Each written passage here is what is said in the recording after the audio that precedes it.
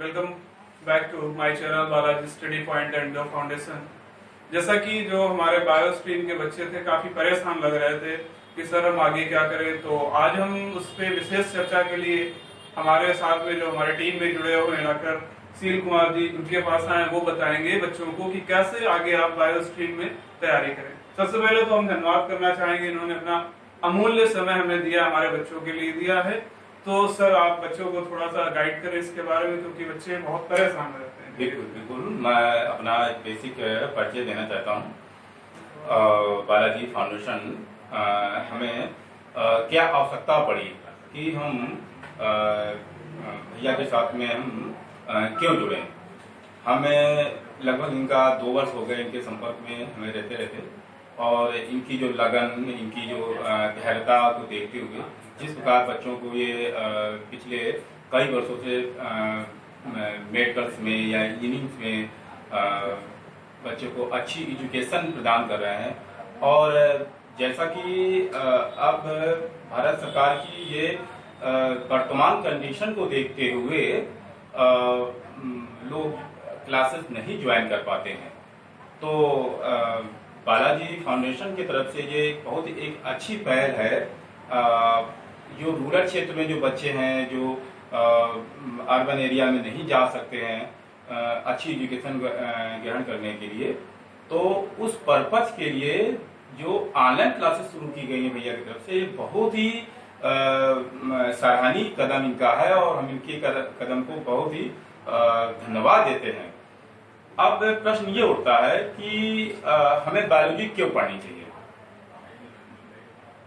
Math क्यों पढ़नी चाहिए।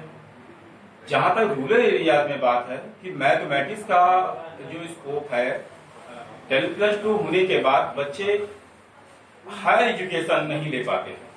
कुछ उनकी वर्तमान कंडीशन होती है, कुछ उनके वर्तमान एजुकेशन बैकग्राउंड होता है। उस कंडीशन को देखते हुए जब वो हायर एजुकेशन के लिए बीएससी में एडमिशन ले लिया या इंजीनियरिंग में एडमिशन ले लिया, साल 2 साल किसी तरह उसने अपना गुजारा किया, लेकिन जब उसको जो इंटरनल रुचि होती है वो रुचि ना होते हुए उसको ड्रॉप कर देता है, और जो उसका उचित मार्गदर्शन ना मिलने की वजह से वो उसको ड्रॉप कर देता है। कभी वो कला वर्ग में आ गया, कभी वो आईएएस की तैयारी कर रहा है, कभी वो पीसीएस की तैयारी कर रहा है। इस तरीके से वो जीवन का किसी भी तरीके से अपना निर्वहन करना शुरू कर देता है। अब हम आपको ये बताना चाहते हैं बच्चों कि हम बायोलॉजी क्यों पढ़ें, बायोलॉजी में क्या स्कोप है। जहां तक एक बायोलॉजी का स्कोप देते हुए बायोलॉजी को हमें इस कदर नहीं समझना कि हमें ह्यूमन से ही रिलेटेड पढ़ना चाहिए। बायोलॉजी में हमें ह्यूमन के बारे में बताते हैं, हमें एनिमल के बारे में बताते हैं, हमें बायोलॉजी के जो हमारे स्टूडेंट्स हैं वो इंजीनियरिंग लाइन में भी जाते हैं। इसका एक ब्रॉड स्कोप है। अब हम उस स्कोप के कुछ संक्षेप में कुछ भाग को हम आपको डिस्कशन करते हैं।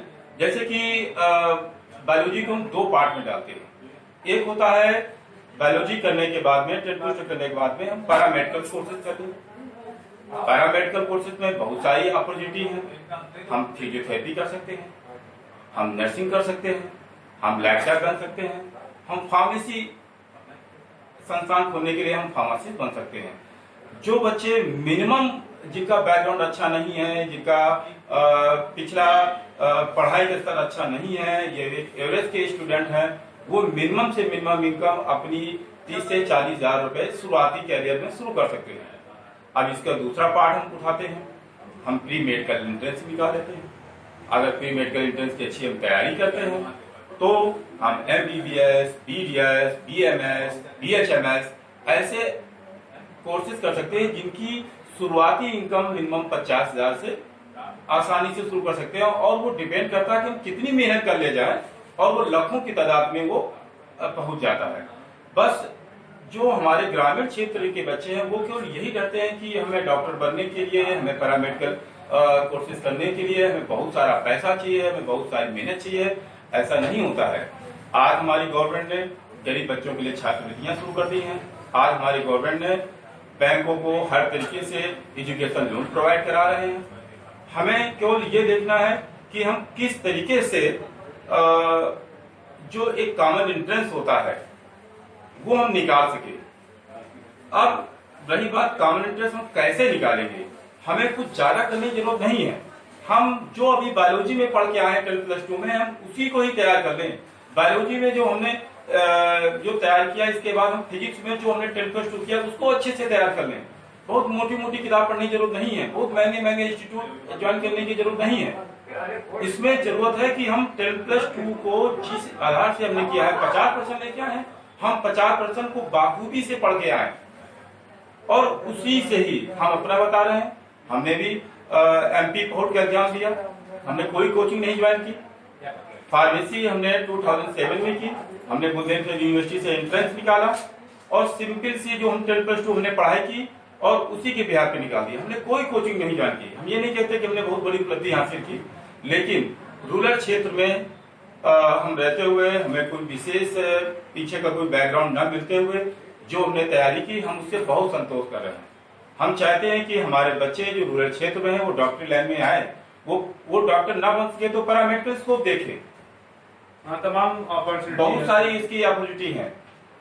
अब इसमें हम आपकी मदद क्या कर सकते हैं, हम अपना जहां तक हमें समय मिलेगा बालाजी फाउंडेशन में हम 1 घंटा 2 घंटा का समय निकाल करके आपको बायोलॉजी की विशेष वो टॉपिक जो हम अभी पढ़ते चले आ रहे हैं, वही कोर्सेज हमने 10+2 में पढ़े हैं, वही हमने फार्मेसी पढ़े, वही हम डॉक्टर में पढ़े, और आज हमें वो ज्ञान होते हुए भी हम ज्ञान नहीं दे पा रहे हैं। ये हमारे जीतू भैया की देन है जो प्लेटफॉर्म में लेके आए हैं और ये हमें कुछ करने का मौका दे रहे हैं। ये हमारे बच्चों और हमारे लिए सौभाग्य की बात होगी कि आप अपना कीमती समय देंगे हमको। तो इस कंडीशन में हम कुछ मुख्य जो सब्जेक्ट होते हैं बायोलॉजी के, जो हम आपको एक बेसिक तरीके से पढ़ाएंगे कि हमें पढ़ना क्या है, अपनी ही बारे में पढ़ना है।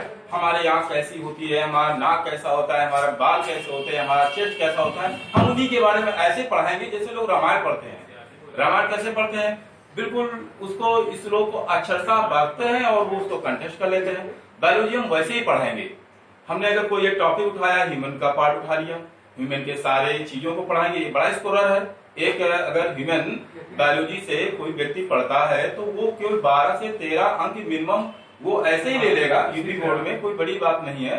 एनिमल बायोलॉजी उठा लेते हैं तो उसमें भी आराम से आसानी से 12 से 13 मार्क हासिल कर लेगा। हम उठाते हैं इसका क्लासिफिकेशन उठाते हैं, आराम से 24 से 25 नंबर आसानी से मिल जाते हैं। जो आपका बढ़िया हो गया। इन्हीं चीजों को लेकर के हम प्री कंपटीशन में आपको बैठा लेंगे और हम कोशिश करेंगे कि बायोलॉजी को आप वैसे ही पढ़ोगे जैसे हम अपने वेद, पुराण, उपनिषद या रामायण पढ़ते हैं, बिल्कुल आसान तरीके से। परेशानी वाली इसमें कोई बायोलॉजी में रटने की जरूरत भी नहीं होती है। हमने आज आँख का पार्ट उठा लिया, आज अपना हेड का पार्ट उठा लिया। हम किसी हमने अगर क्लासिफिकेशन जाते हैं तो हमने देखते हैं, हमने संग आर्थ्रोपोडा उठा लिया। हम तो ये आर्थ्रोपोडा के सारे लोग हमें नजर आते हैं, कहीं बिच्छू नजर आ रहा है, कहीं केकड़ा नजर आ रहा है, तो हम आसानी से आपको कोशिश कराएंगे कि उनके विषय में बताएंगे और एक सिंपल भाषा में बताएंगे। लेकिन बायोलॉजी के विषय में जो आपने एक मिथ जो बना रखा है कि ये बहुत ही डिफिकल्ट सब्जेक्ट है, इसमें बहुत गिने चुने लोग आते हैं। आज हमारे देश में 5 लाख डॉक्टरों की जरूरत है और क्वालिफाइड डॉक्टर नहीं मिलने की वजह से गवर्नमेंट कुछ नहीं कर पा रही है। आप लोगों को हम आह्वान करते हैं, आप लोग इस प्लेटफॉर्म पे आइए और हम जहां तक कोशिश करेंगे हम आपकी भरगत मदद करेंगे। जी, और सर कुछ बच्चों के क्वेश्चन है, जैसे कि इसमें दिया था ये 1 सेकंड। हाँ, बहुत से लोग बोलते हैं मतलब कि इस जो मेडिकल लाइन में स्ट्रगल बहुत है। नहीं, देखो अभी हमने आपसे बताया स्ट्रगल क्या जानते हैं, क्या स्ट्रगल से आप क्या समझते हैं। स्ट्रगल से ये समझते हैं कि हमें पैसे की दिक्कत आएगी, हमें स्ट्रगल से हमें ये समझते हैं कि हमें कोचिंग से बड़ी कोचिंग चाहिए। हमने आपको बताया कि आप अपना 10+2 जो हिंदी मीडियम का लेवल है बस वो आप वही तैयार रखिएगा। और रही बात पैसे की दिक्कत है, आप अगर गवर्नमेंट से निकाल देते हैं तो एक MBBS डॉक्टर बनने के लिए पर ईयर 50,000 रुपए की जरूरत पड़ती है। उसमें से आपका गवर्नमेंट रहना, खाना पीना सब उसी में फ्री करते हैं। आप अगर लगता है कि आप प्री मेडिकल टेस्ट नहीं निकाल पाते हैं, आप पैरामेडिकल से स्कोप पकड़िए।